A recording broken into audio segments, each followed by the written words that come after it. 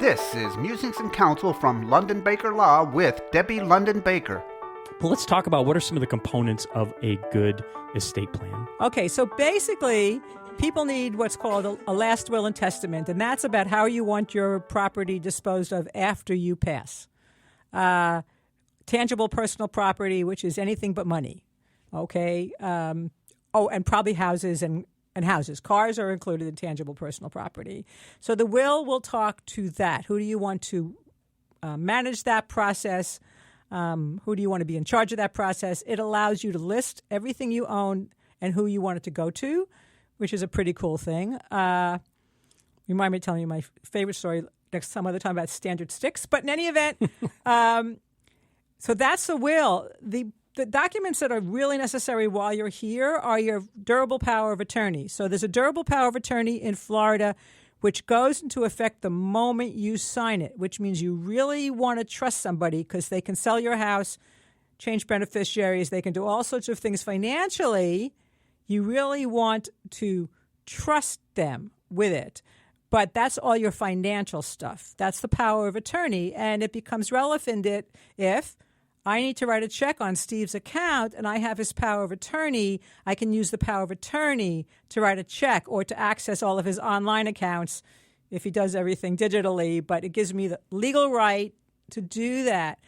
Another one is your healthcare surrogate. So your healthcare surrogate is who are you going to appoint to make healthcare decisions for you in the event that has to be done. Now, I recommend that people give somebody that right immediately, because as long as somebody can say to the doctor, I don't agree with what Steve wants to do, ignore him just because he has my healthcare surrogate, I have the right. But you don't, as Steve's alluded to, you don't want to be caught in a pinch where it's needed immediately and you haven't given somebody the right to act immediately and all that.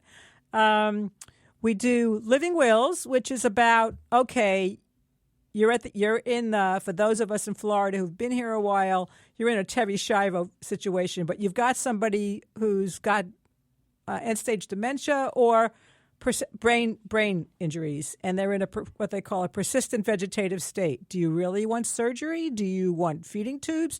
And there's no wrong choice, but the idea of doing it is so you let your loved ones know when they're not agonizing. I know that there are people listening who have had somebody die suddenly, either like close to them or whatever, and somebody spends multiple thousands of dollars on a funeral that they wouldn't have spent if somebody had planned. So that's all part of a living will. Do you want to be cremated, buried, scattered, as allowed by applicable law?